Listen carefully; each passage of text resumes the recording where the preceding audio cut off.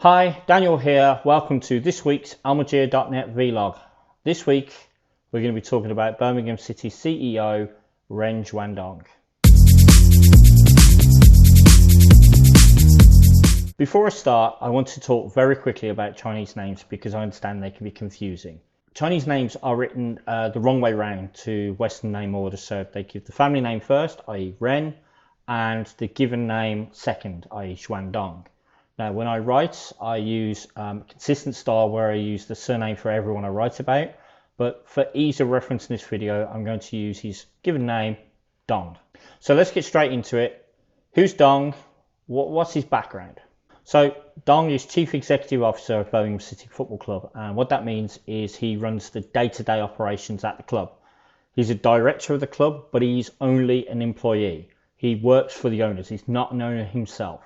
Dong was born in February 1982 in China, and he came to Birmingham City following a spell running a Chinese company called Winning League. Now, Winning League was a company set up in partnership with Portuguese footballing great Luis Figo, with the idea to bring Portuguese coaching and techniques to Chinese kids. Unfortunately, that company didn't end very well. There were allegations from the Portuguese coaches that he'd hired that they weren't being paid, the bills weren't being paid, they weren't very happy at all. There's a rumour that Figo is suing Dong in Beijing, which I've not ever been able to stand up. When I confronted Dong about this when the story originally came out, he denied ever being involved with Winning League, which is quite humorous really, as he's still listed as their legal representative in the Chinese business registries I looked at before recording this video. Dong was also chairman of a China League 2 football club by the name of Nei Mongol Zhongyu. Now, he got involved with this because of a partnership with Winning League. He took over as chairman, very quietly left about 6 months later, again with the usual things about lack of money and all that sort of stuff circulating. I think many people make this mistake that Dong's not intelligent, they think he's clueless, but I will tell you now that's not actually true. When I met Dong in the so-called secret meetings in January, he was charming, he was affable, he's got amazing recall of the football games he's seen. Like, he can quote stuff from games, he can remember stuff like that.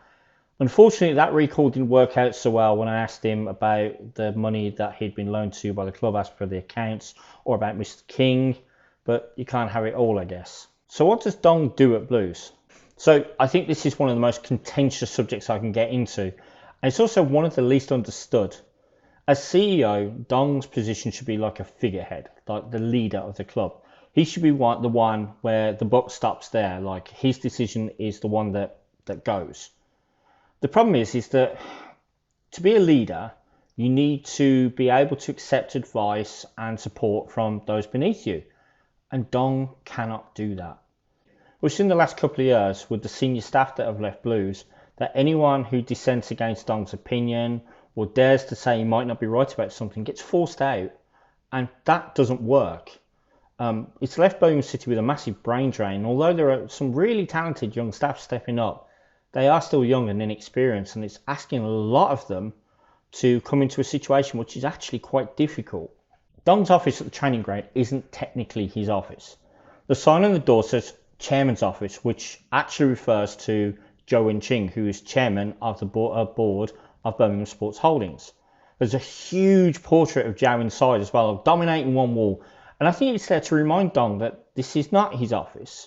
And although, he gets to be there and he gets to look at the hedge separating his office from the training ground and the Carling Cup that sits proudly on the desk, he is only actually an underling. For the last few years, Dong has been very much involved in the process of appointing managers, signing players and bringing in advisors on the football side of things. In the past, he's worked with Darren Dean, James Featherstone, most recently Andreas Manzano, who was technical director at UE Cornea. Now, I don't know, because of all the restrictions that are going on and the lack of people at the training ground, whether Manzano's still involved or not, or if Dong's brought in a new face to help. However, right now, Dong's role in appointing managers seems to have been sidelined, looking for the replacement for Pep Clotet.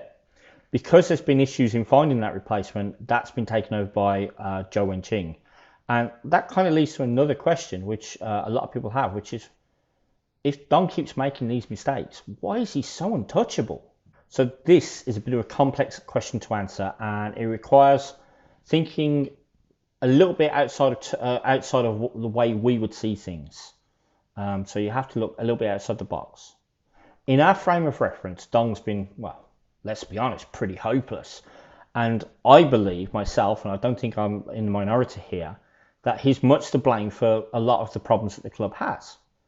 However, the question is, do Paul Schwen and more importantly Mr. King see it that way?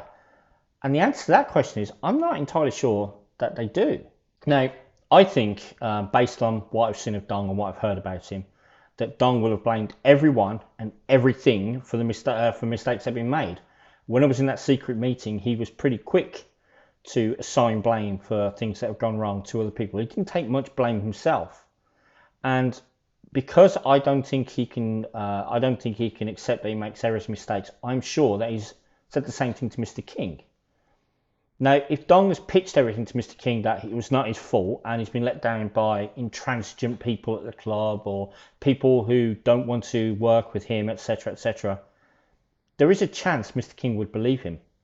I've discussed this before on the vlog, but Chinese people, they have it ingrained in their psyche to have a mistrust of foreigners.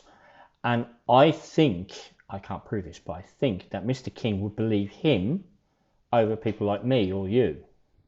Dong isn't actually untouchable. He has been pushed out once. If you remember the Steve Cottrell debacle, how bad we were then, and Dong wouldn't fire him. That got so bad that Joe had to fly over from Beijing to the UK to come in and do it.